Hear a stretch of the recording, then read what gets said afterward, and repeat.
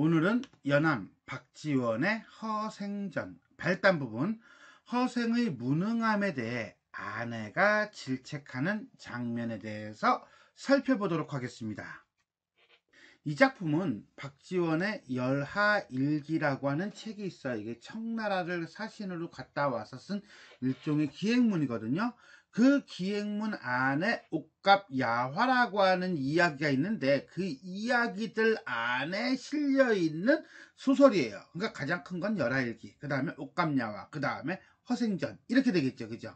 그러니까 전체를 놓고 보면 거의 뭐 액자라고 보면 되는데, 우리가 이제는 공부를 한다든가 아니면은 시험을 본다든가 할 때는 거기까지는 다루지 않으니까 그냥 이렇다라고 하는 배경 지식으로만 보겠습니다.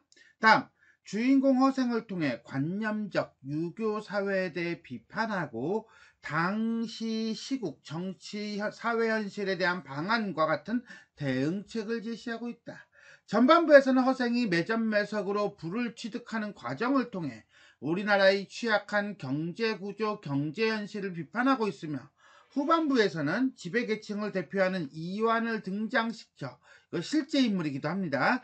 사대부 계층의 무능과 허위의식을 비판하면서 현실에 대한 자각과 실천을 촉구하고 있다라고 보시면 되겠습니다.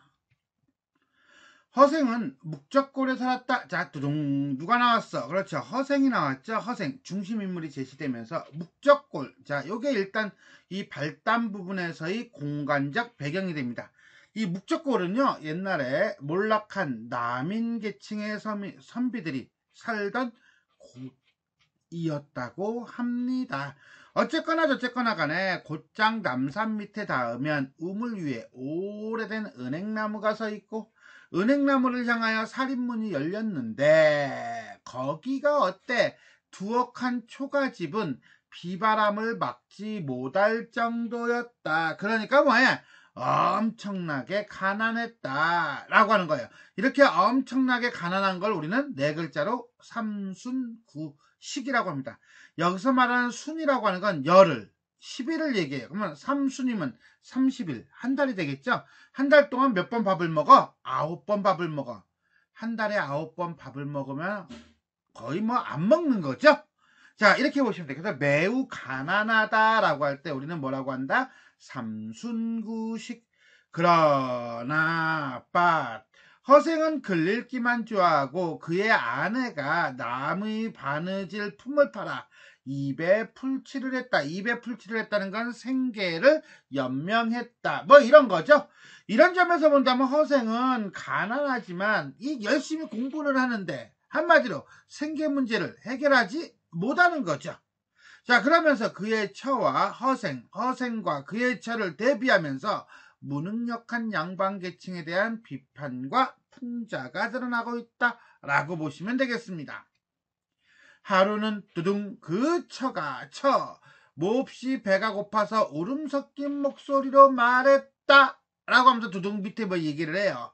자, 그리고 보면 이 그처라고 하는 이 처, 허생의 아내는 상당히 적극적이고 문제를 제기하는 인물, 즉 문제적 인물이에요.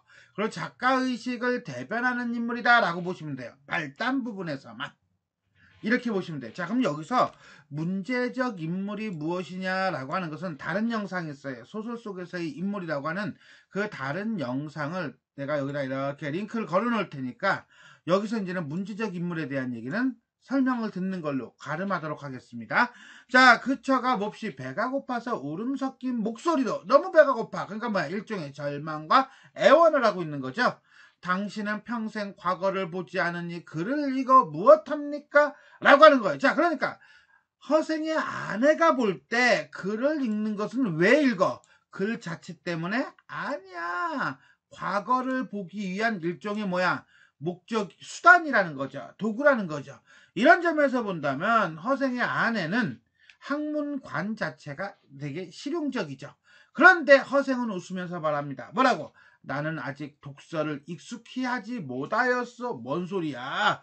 독서를 익숙히 하지 못한다는 것은 자기 수양을 제대로 하고 있지 못했다라고 하는 거예요. 즉, 허생이 생각하는 학문가는 명분론적 학문가이다. 이렇게 본다면 학문을 대하는 태도가 이렇게 두 인물이 대비를 이루고 있다라고 볼 수가 있겠습니다. 자, 그랬더니 뭐라고 합니까? 그러면 장인밭이 일이라도 못하시나요? 자, 양반이라도 장인밭이 일을 할 수 있는 거 아닙니까? 양반도 일을 할 수 있는 거 아닙니까? 라고 하는 실용적인 태도가 드러나요. 그랬더니 허생이 얘기합니다. 장인밭이 일은 배우지 않았는 걸 어떻게 하겠소? 라고 하는 거야. 그럼 지금부터 배우면 되지. 장사는 못 하시나요? 미천이 없는 걸 어떻게 하겠소? 한다는 소리가 뭐야? 어떻게 하겠소? 어떻게 하겠소? 자, 허생의 이러한 모습을 통해서 보여주고 싶은 건 뭡니까? 그렇죠. 무능함이죠. 양반의 무능함이다 라고 보시면 돼요. 그랬더니 처가 화가 났어요. 분노의 태클을 겁니다. 뭐라고? 밤낮으로 글을 읽더니 기껏 어떻게 하겠소? 라는 소리만 배웠단 말이야. 장인밭이 일도 못한다. 장사도 못한다. 그러면 도둑질도 못하시나요? 자, 여기서 우리는 아까 절망, 애원에서 분노까지 심리 변화가 드러나고요.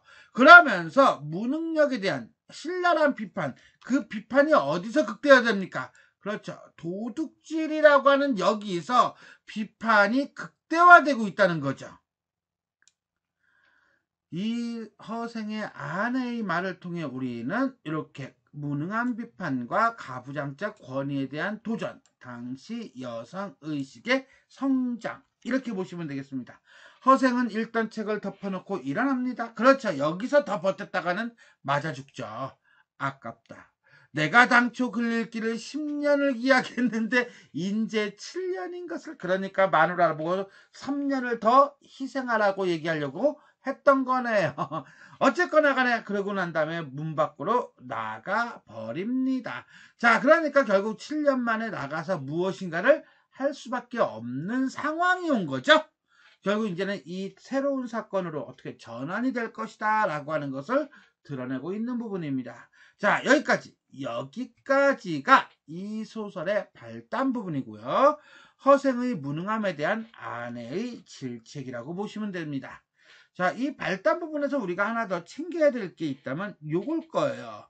허생 아내의 발화를 통해서 본 작가의식이에요. 허생의 아내는 울음 섞인 목소리로 말합니다. 과거를 보지 않으니 글을 읽어서 뭐합니까? 그러다가 뭐합니까? 승질을 냅니다. 승질을 내면서 여기를 봐야 돼요. 뭘 본다?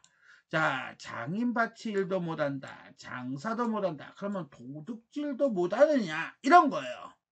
글을 읽어서 뭐해? 과거도 안 보는데 그러면 이거라도 해야 할 거 아니야? 양반이고 뭐고 그게 무슨 상관이 있어? 이런 거죠.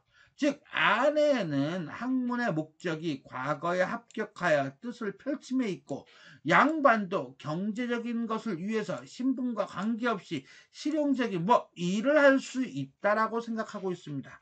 이런 점에서 본다면 학문을 바라보는 인식이 허생과 같은 관념적인 태도에서 어떤 태도로? 실용적인 태도로 변하고 있다는 거예요.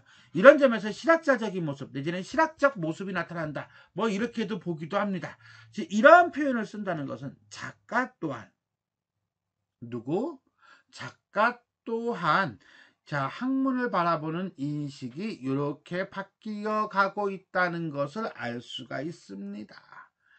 그렇죠. 박지원은 아주 유명한 대표적인 실학파 학자라는 것을 염두에 둔다면 우리는 충분히 이해할 수 있을 것입니다. 자, 이렇게 해서 우리는 박지원의 허생전 발단 부분, 허생의 무능함에 대해 아내가 질책하는 장면에 대해서 살펴보았습니다.